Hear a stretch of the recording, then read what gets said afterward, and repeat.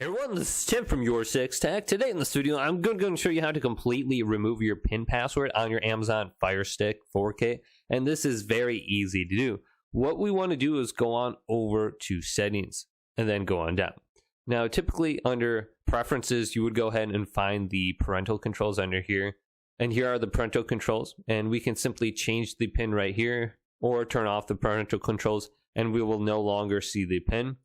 But if we go on over to My Fire TV and then go on down, we want to go to Reset to Factory Defaults. Now, if you try to select this, you will have to enter in your PIN.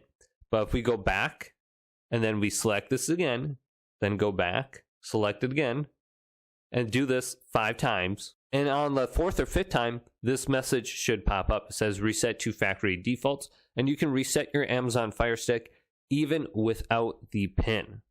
So if you forgot your PIN or you need to reset it, go ahead and do this. And then you can go ahead and completely turn off the parental controls when you start up your Amazon Fire Stick once again. And this will completely remove your PIN. So hopefully this video did indeed help you out. If it did, leave it a big thumbs up and subscribe to my channel down below for more tech videos coming up next on YourSixTech.